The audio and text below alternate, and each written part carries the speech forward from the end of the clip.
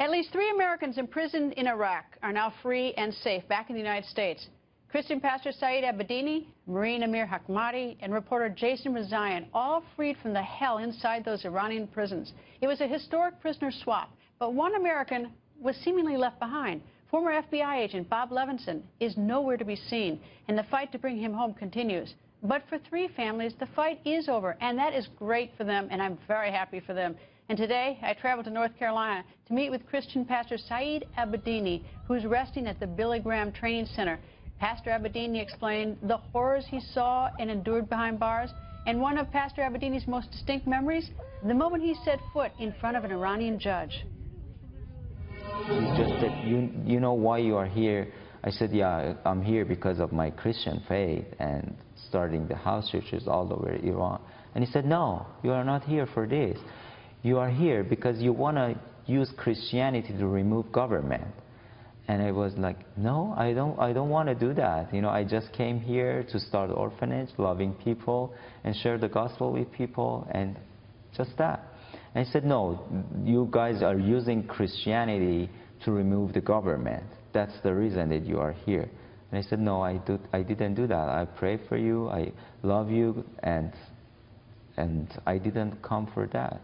And she started like yelling at me, very angry.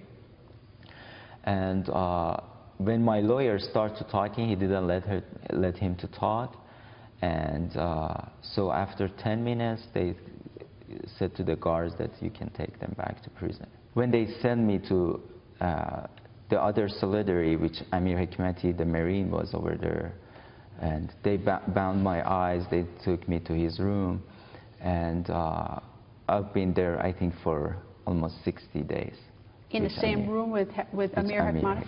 Yeah. You guys talk about things? I mean, or you communicate with each other? Or? Yeah, first when I removed my eye band, and I saw her, I was like, got very heartbroken to see what they did to our Marine. You know, I saw his eyes was completely black. He got so thin, very weak, and I started crying. You know, it's like, that's a real war, that's a real fight, you know.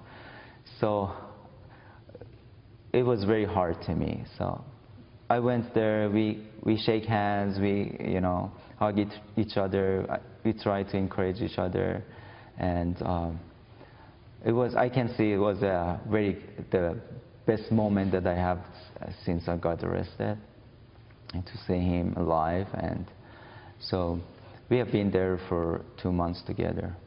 In the same room? In the same room, yeah. Anybody else in there? Just sometimes they brought some other prisoners, stay with us, and then like after a week or 2 weeks, they just removed them again. How did you pass time, you and Amir Hikmati, for those 2 months? That was the most hardest thing in prison, especially in the solidarities like that, because there is nothing to do. So I made a plan that I can talk to him, encourage him, and mostly, personally, I was praying. You know, the best thing that I could do over there was like praying each day, hours and hours, sometimes more than 20 hours. I just prayed and prayed, and it was wonderful time with the Lord. I enjoy it. But the other thing, they didn't give us book to read, they didn't give us our own clothes, they didn't give us, you know, nothing. It was just me and him in a room, nothing to do. For 2 months? For 2 months. Actually, he was over there for more than a year in the same room when I met him. And but after coming out from Solidarity and seeing one person that you can talk, it was like a heaven, you know. So it was a good time. Did they ever torture you besides, I mean, look, I think solitary confinement, of course, is torture. I think holding someone is torture in the manner for faith. Did they ever torture you physically? Yes. You know, in interrogation, once they beat me very badly because they want me to write something that they want, which I didn't do that. You know, they tried hardly to damage my reputation in Iran. So they asked me to write and sign the things that I didn't do that. And so actually, it was in a courtroom that the judge closed the door and the interrogators started beating me, which in that time I got a stomach bleeding. And they asked me the things that like criminal prisoners do. So when I deny it, they start beating me, and they asked me to sign it, to write it, and I denied. And then when they saw it doesn't work, they let me go. And beat you with their fist? Right. Was there other torture going on in the prison that you knew about, other forms? The other forms was when I was interrogated with my interrogator, he's told me that I'm going to do 3 things to you. First, I'm going to put you to with the Al-Qaeda prisoners, and they're going to beat you to death, which he did later. And I was beaten with him to death, kind of. God saved me over there. The second thing was, he said to me, I'm going to send you to Rajai Shah, which is a worse prison than Evin. And the third thing was the threat of death. And they said, when you finish your sentence and you go to US, we always follow you.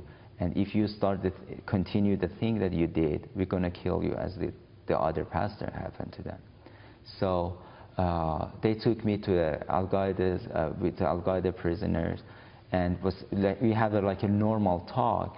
And it was a very heavy iron chair over there. He grabbed it and hit it to my face, to my head. And so I got it. I got the chair with the chair when he hit my head and hit my legs. So the guards came, and they didn't let him to continue what he did. Did you see other people get beaten and tortured? A lot. Like what? How? In what manner? The worst thing that I saw was when they took some Sunnis for execution. It was in front of our eyes, and they took like tens of them to hang. You know, every Wednesday in Rajai Shah, still they hang the people and they take them for execution. Most of them, they are Sunnis, some of them political prisoners, and I can say most of them, they are there for their faith. And so when they want to take them, you know, they were scared. And so like the soldier, they take their hands, their feet, you know, grab them. And, you know, like when they take a lamb for a slaughtering. So, and they were yelling, some of them they were crying, and some of them they wet themselves. So it was very, very graphic things, you know, when they took people for execution. And there's much more from our conversation with Pastor Abedini, and you're going to hear much more of this chilling interview in the days and weeks ahead. You're also going to hear from his sister and Reverend Franklin Graham, who has been helping the Christian pastor's re-entry to the United States.